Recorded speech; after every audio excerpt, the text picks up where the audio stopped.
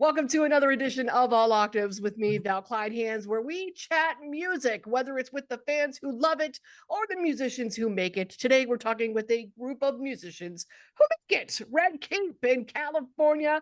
This is exciting because they are generating some buzz with a new upcoming release, highly anticipated album, Ruminate. I'm excited for it to come out very, very soon. How stoked are all of you? You have to be. Oh, we're stoked. Very much. It's been a long time coming, for sure.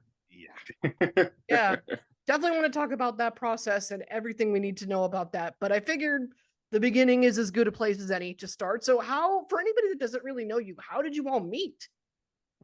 That's a long story. That can go as long as you need it to go. One though too. Like, Travis, it's really fun. First. Lance has a really good, Lance always explains it the best because he was kind of like the center point of all of it. Like Lance is definitely the tent pole for this whole thing kind of messing around. Mm-hmm. So basically it started 12 years ago we met, maybe longer. I was in another band called Swimming with Tsunamis, and we actually ended up playing a show with a band called Murder My Hero, which happened to be Travis and his band. And honestly, the way it started is we just basically, me and a couple other friends just started talking shit with them and like capping on them and just making fun of them in a friendly way. You know, they were like, these guys can handle, they're cool, you know, we'll just talk some shit. And it's what we did. And we ended up becoming friends. And then later down the road, it turned out I would help them with things, or they would help me with things and give me advice. You know, we developed a friendship. And then basically it turned into, hey, Lance, made another band called Tamerlane after Murder My Hero. And they said, hey, Lance, can you come and fill in for guitar? And I said, sure. And it just kind of stemmed from there, and I ended up staying. So, yeah. Kind of a lost puppy situation. I started fostering him, and then it just happened. He just became the longest villain ever. That's what he was. No, and it was fun because at the time, like how Lance was saying with Murder My Hero, we had all, like, we were talking about this just recently, that we had all played the same show. Little sans Brad, but Sam's old band, my old band, Lance's old band played multiple shows together, and we never really realized it until just recently. We're like, Sam's like, yeah, I played that show too. We're like, no way, we were all there. It's fate. But actually, yeah, we had Brad in the band with us in Tamerlane, and like Lance was saying, like we had you know, we were just kind of like sister bands. That's what we always called it. And when we started doing, you know, different transitions and stuff happening, it just kind of like naturally went. And you know, before we finally came into Red Keep, you know, we were all starting to kind of like piece all the pieces together. And Lance is like, hey, I have a really cool friend that's a really good singer. He hasn't done it in a while, but let's give him a shot, because we were stuck on a point. Well, it was a little bit more than that. I actually kind of tricked Sam into there's a story behind that. Hey, Sam, were you like volunteered but without consenting? Pretty much. Okay. So what had happened was Lance had reached out to me. They were working on their EP at the time. Mm-hmm. And they were kind of stumped with some of the writing that they were in the process of. So he sent me over a song, and I went over it and sent it back to him. A little bit later, I get a text going, hey, hold on. Brian's talking to Travis, which Brian is our other vocalist, the screamer. And I'm kind of going, well, what's going on? What do you mean? He's like, well, Brian's trying to get you into the band. I'm like, what? I was just helping write. What do you mean I'm joining? I no. And then long story short, I joined, and then we're here now. Like long story short, Sam didn't think this was a serious thing. He was just here for fun, right? I think he just like leisurely thought he could just sing and like show up on the weekends and play. And then we actually started to become a serious thing. And I think that's when he realized, he's like, all right, I'm actually going to have to work. So I think that's kind of the full iteration. Now I got to give my life away.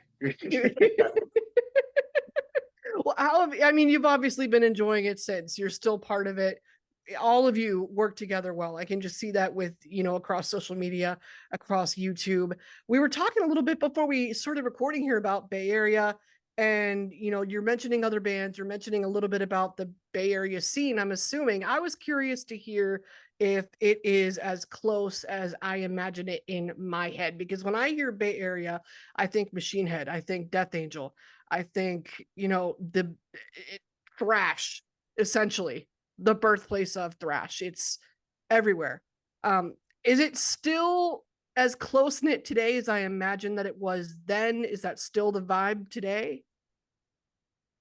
Yeah, you know what? I think that's a tough one. I mean, I can speak on this being a native Bay Arean, right? I'm from the San Jose Mountain View area, right? So it's kind of a widespread area, but I just kind of consider that my birthplace. I would probably say it's pretty eclectic, right? Like the Bay's you got some pretty big heavy hitters. Like you had Metallica, right? Like up in Marin, right in the North Bay. So you have probably the biggest metal band from the Bay Area, or maybe they were from Los Angeles. I don't know, but California, right? Kind of taking those guys out. And yeah, like you were totally right. Like Machine Head, there's a bunch of bands, All Shall Perish, right? You got guys like the DNA Lounge up in San Francisco that kind of run all these venues, but in my opinion, I feel like the Bay's actually really shifted musically, right? Like it's metal, hardcore punk, all these styles were really, really popular back in the early 2000s and even the late 90s. But then you've seen a big shift, like from the wave of music from all that heavier style to more like EDM, electronic, right? Hip hop, even some reggae introduced in San Jose, and then you kind of go out to the Santa Cruz scene, right? And you got more of that. So I think it's really transformed. Not as much today, but I would definitely say, your roots are definitely metal and thrash, 100%. Got it. Okay, so that probably explains the slight hip hop influence that I hear when I listen to you. I mean, is that something all of you like latched on to a little bit? Funny, well, because Brian is the biggest fan of Dirty South hip hop. Ludicrous all the way. School, he literally would, like, before I even knew Brian, because we lived around the corner from each other our entire life, and he would always roll up in his El Camino and just bump in the most ridiculous, like hydraulics, Ludacris, all these different, like all these Petey Pablo, like. Yeah, he's a freak when it comes to like knowing that. We talk to him and we ask him like, hey, who sang this song? He's like, oh, that's so and so. But a lot of it comes from that, like Brian's vocal influence. He was a huge Austin Carlisle fan. That's where he learned a lot of it, and Caleb Shomo. But his roots are in Dirty South. Okay, got it. So aside from music, just in general, another thing that piqued my interest in all of you was your ability to discuss mental health in just a natural, comfortable way. I mean, you work in one of the most cutthroat industries in the world. So I just wanted to ask in general, how do you protect your own mental health when you're dealing with that?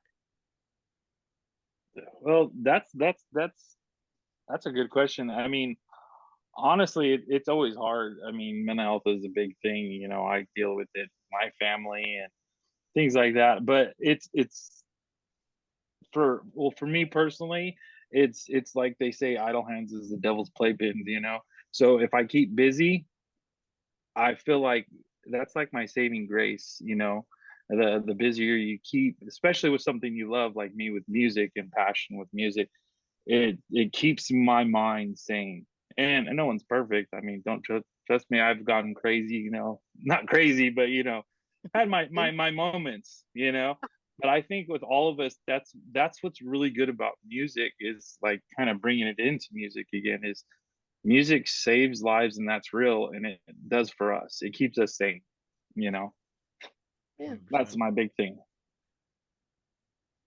Cool. And we did talk about Ruminate just a little bit ago, not too long ago. This is your first album that is out September 29th. Everybody put it on your calendars. You did share on your website that we could just expect like a fusion of metalcore, gent, a little bit of hip hop influence. And I've talked with enough musicians to know that they love honoring whatever genre inspires them. So what was it that made you fall in love with those respective genres?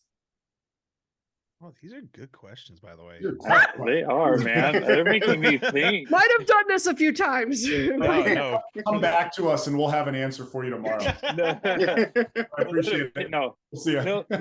I guess, well, I can kind of go into my roots. You know, I was actually just had this conversation with Sam the other day. I was like, growing up, my aunts and my stepdad, they like all like metal, you know, Metallica and all that stuff. And I actually was the opposite when I was growing up. I wanted to listen to like Vanilla Ice, MC Hammer. You know, I'm a lot older than the guys in the band. I'm showing it, like, but I used to listen to Criss Cross, all those guys like that. Oh yeah. So I did have a lot of R&B, hip hop when I was younger, and then when I became a teenager, I actually, kind of going back to the mental health, I had my grandma passed away, and she was like my mom. And my buddy, who's still a friend of all of us in the band, Michael, said, "Hey man, you want to join a band?" And I was like, what do I know about doing any of this stuff? But I was like, sure. I really loved, you know, music still, and I did, and I started to get into Korn. That was like my first thing. And as far as metal, and I said, yeah, I'll do it. And that's kind of like how my influences came along. And then I'm probably the one guy in here that like loves country music and all that shit too. I'm big into just all genres, and I try to, with me, when I write, I try to incorporate whatever I love. Yeah, it doesn't matter, you know. So I can only answer for me. The other guys can probably give you a better detail on that stuff. Yeah, we're all super eclectic. Like, I'm really into boy bands, like, honestly, like NSYNC, Backstreet Boys, a lot of the 90s stuff, right? Like Soul Decision, if you've heard of them, they're a classic, but they're a little smaller. You know, like New Kids on the Block, like all kinds of stuff like that. But like Backstreet Boys for me was my bread and butter, right? I started jamming that when I was like 6. And you and I are close in age, I can tell already. Yeah, so, right, exactly. I mean, unlike Lance, right? Lance was, you know, jamming guitar back in the 70s when he was a teenager, but I'm kidding, he's not that old. But yeah, you know, it's like I think we all just like different things, right? So I think that's, you know, that collectively kind of comes together. I mean, Sam and Travis can attest for their styles too. It's funny because we all kind of have like a foot in everyone's like general likeliness in that. Like my favorite bands, like Lance, my favorite band of all time is always going to be Korn. That is by far the utmost top tier band for me. Everything from top down I love it. But like also like Brad, I can really fuck with some NSYNC and like and all that. Like I really, really, really love like 90s, late 90s, early 2000s, like pop and hip hop. That was always something I enjoyed. Like we'll go to Chili's and the radio's going. I'm like, I know all these songs. And Brian's looking at me like, what the hell? Why?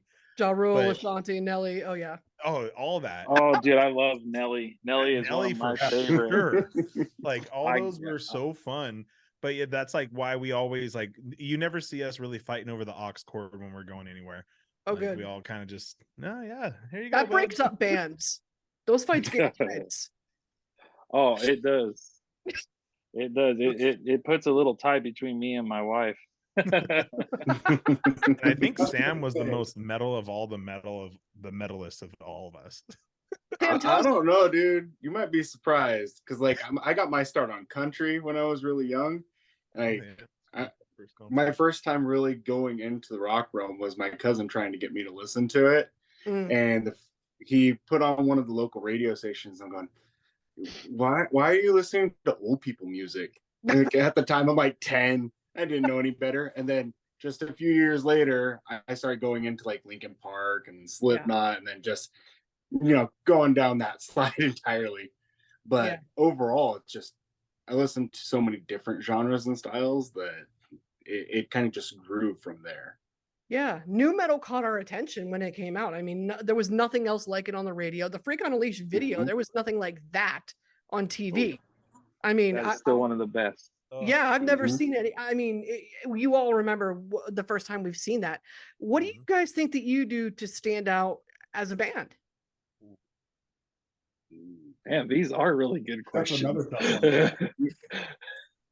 One of the biggest things, like we're always worried, like not worried, but a lot of times the way when we go into the songs and everything we're doing, we don't want to be afraid to take a risk on anything Hmm.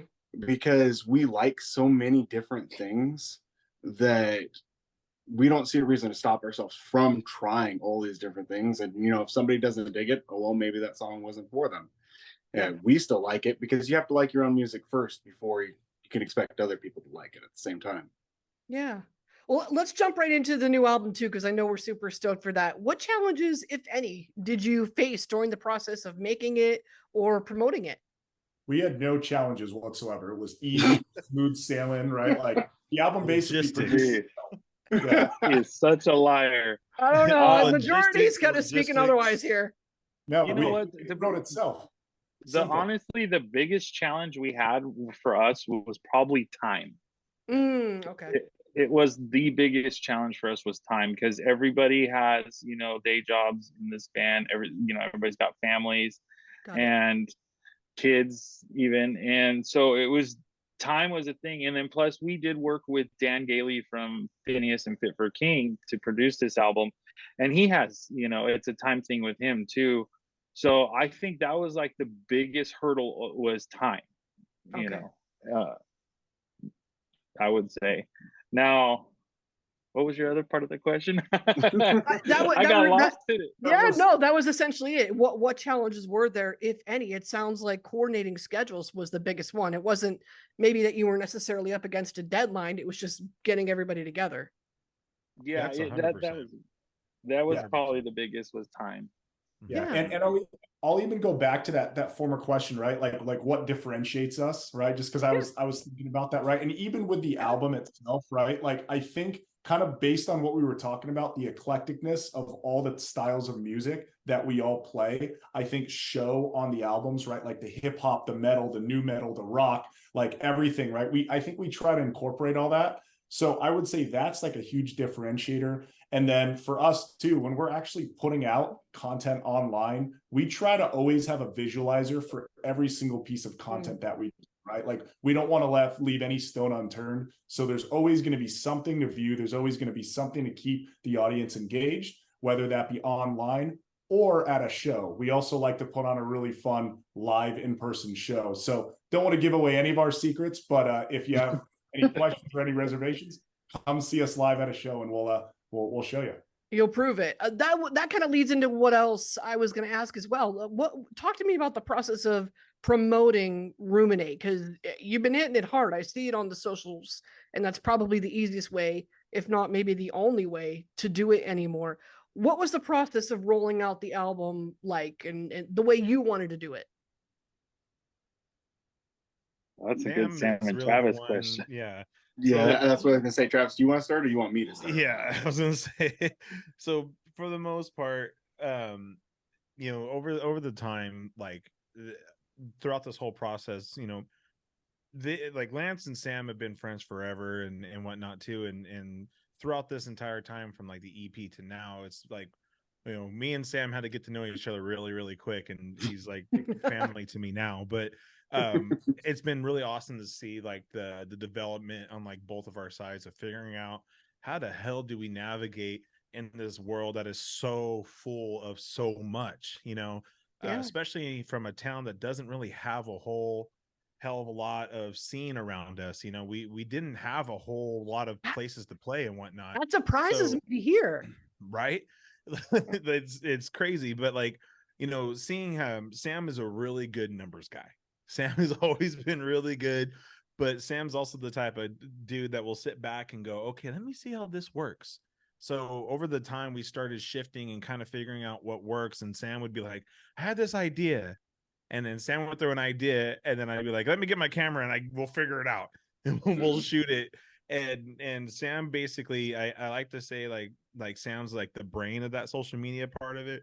And then he tells me and the rest of the guys like, okay, hey, let's make this. Let's try this. Let's do this strategy. We need to run this ad.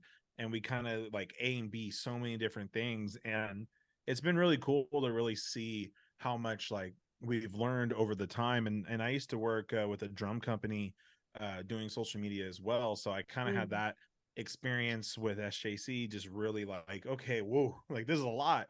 but I saw there, and then with Sam's brain, it's like, man, the guy is just ridiculously smart.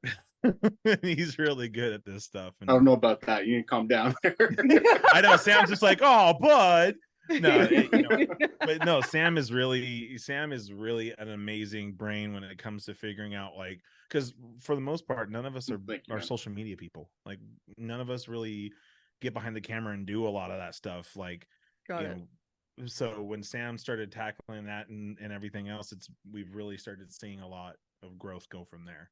I think to add to that point too, right? It's like, this is now the age of social media, right? And like we're post COVID, right? You know, in 2020, when you know, the whole world almost shut down, right? It pretty much changed like the relevance of the industry, where before, right, you know, pre-COVID, pre-2020, you know, you'd go out to shows, everyone would be out and about, you know, you could sell albums. I mean, to an extent, obviously that's slowly died down with digitalized music, right?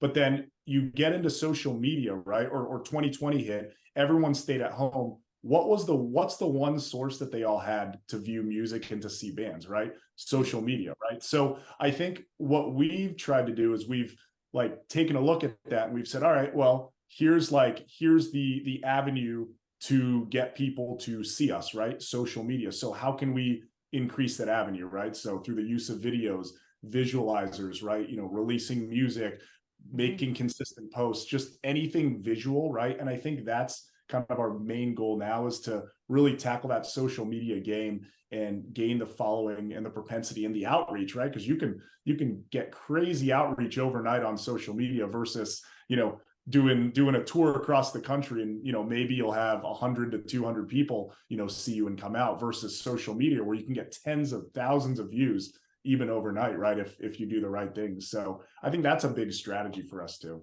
Yeah. And for anybody that may be just starting a band or just getting going with that sort of thing, it's important to understand that your rollout process started last November. Like, this was not something, from what I was reading, this was not something that you guys just did on the fly or did overnight. Why do you think that it was important to invest that time into it? A lot of it was because we saw what the big bands were doing. We saw what these bands, you know, really started to like, oh, my dog. We saw how these bands were doing these things, and we're like, if that's what it takes for them to do, we have all the means to do that too, at least on a smaller scale.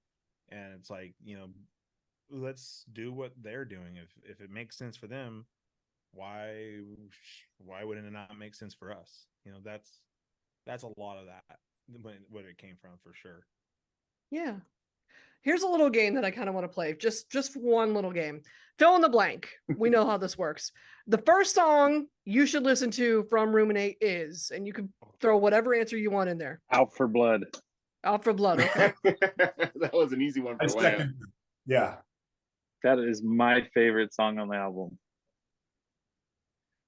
Same answer across the board. Oh, are we all supposed to answer? Is that how You it can. works? Yeah, we're all supposed to. Yeah, you can. Now. For me, it's actually the next song we're going to put out here soon. That's the song for me. That was our first song we wrote on the album. To me, it also has, like, I love every song on it. It's so hard to pick. They're all the favorite kids, you know what I mean? But your babies.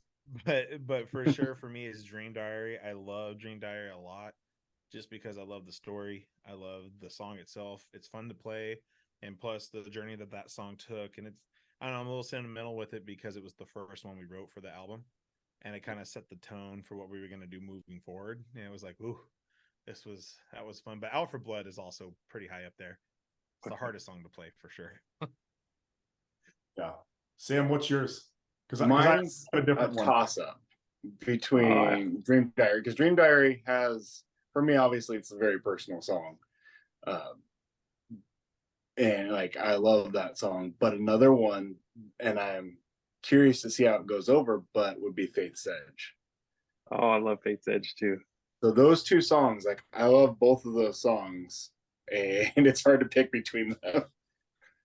And for me, the song that I would pick, no pun intended, is For Me. We actually have a song called For Me. I think it's like track 5 on the album, or track 6. Check that one out. It's very different from all the others, and I guess that's all I'll say. Cool. What made Dream Diary especially personal to you, Sam? Oh. Getting into the loaded stuff. Ooh. So for me, I lost both my parents. My dad, I lost him when I was 14, and I lost my mom when I was in my early 20s. Mm. And with that song, when I first heard it, I knew it needed a lot of weight to it. And I had always been hesitant to kind of tell a personal story, really invest in it. And with this one, I figured it was time to actually try and go and tell my experience and relate to anybody else that's going through loss. And it was very hard to put together, but I'm really happy that I did it at the same time, because I feel like that's something that anybody can relate to. Yeah, absolutely. I mean, we've all experienced loss. Even if it's a pet, if it's a divorce, if it's a job, if it's a Mm-hmm. literal loss of a family member, that's not a foreign concept at all. When you finally put Dream Diary together, did it feel like a release for you?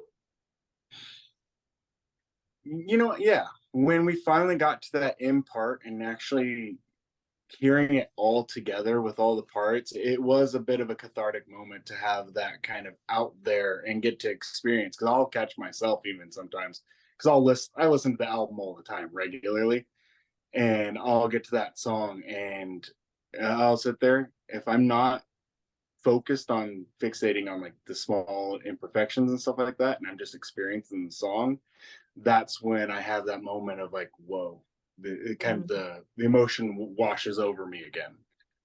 Got So it. it's nice to have Definitely, that release. definitely a heavy song. Like, and I don't mean in that aspect. I mean emotionally, it's a heavy Yeah. song, and that's what makes it really special. Yeah. Well, I mean, what's even the how plan Amy heard it, for, right? yeah. What's the Like, plan for celebrating when this thing is finally out? Popping bottles. Oh, Popping bottles, Oh no, shots. we don't do Well, no, we don't. I mean, we can. Do you guys want to do that? I made some fun content. we were just We'll invite you out too. talking about this. Um, it's really tough. We got a lot of things on our mind of what we want to do and how we want to make it special. Or it, there's so much we can do, and we were trying to pinpoint it down. And I know our time is coming fast down to that point where like, what are we going to do that's special? And we have a lot of things that we want to do, and of course we can't do them all. So I think right now we're in the process of trying to pinpoint that special moment for us that we're going to do to celebrate this. I mean, we celebrated actually for us when the album was done, we were celebrating because that's how we felt about it. But as for the fans and people that enjoy it with us, that's what we're trying to figure out at this moment. Like, how can we make this special for them as well as how it was special for us? Yeah. Or like a live listening party or something. That's fun. That's a one good idea. thing. Yeah, we've talked about a few things, and um hopefully here soon we'll get that going, and everybody will hopefully see what we're going to do for it. Yeah. And we might have something already for it. We don't know yet. Okay. Well, so how The far cryptic lens. that would be, how far ahead into the future are you looking? Like once Ruminate is out, where do we see Red Keep going after that? It's just a Forward. start, really. That's genuinely, the album dropping is like, I guess you could say it's like the real starting point for us, because we're in the building stage, and we're definitely going to continue to still build and really push forward. But once Ruminate is out, like, we're still going to treat songs like singles. We're still going to treat songs that, we're going to make sure that every song has its moment in the sun, moving forward. Like, we really want all of them to shine, especially because we wrote this album in mind to be like, hey, we want every song to be able to be a single. We want every song to be able to be, its own thing. So once Ruminate comes out, we're gonna see we're gonna be looking at the numbers, we're gonna be looking at all the fun stuff, and going like, okay, so let's do this one next, and then just start continuing that train and continue doing what we're doing right now, and keep growing, keep making it bigger. But Yeah, Ruminate is definitely like the starting point for us. And, you know, we try not to pinpoint things down too much because we like to kind of go with the flow. Mhm. But we definitely have, like Lance was saying, a lot of ideas and a lot of things that are starting to work its way in there. And we're like, okay, this is gonna be fun. All right. The gears have already started turning on a bunch of plans, stuff that we can't quite touch on just yet, but they're already in motion at this point in time. Mm-hmm. Okay. And the best place to follow all of that as it comes is probably socials. So No, definitely. Oh yeah. That's Sweet. true. Red Official. Official.com, Red Keep Official on all socials. Yeah. got it. Mhm. Okay. Well, we're looking forward to all of it. Congratulations. We're looking forward to Ruminate September 29th. Red Keep, ladies and gentlemen. Thank you all so much for your time. Thank you. No Thank you for problem. having Thank you us. for having us.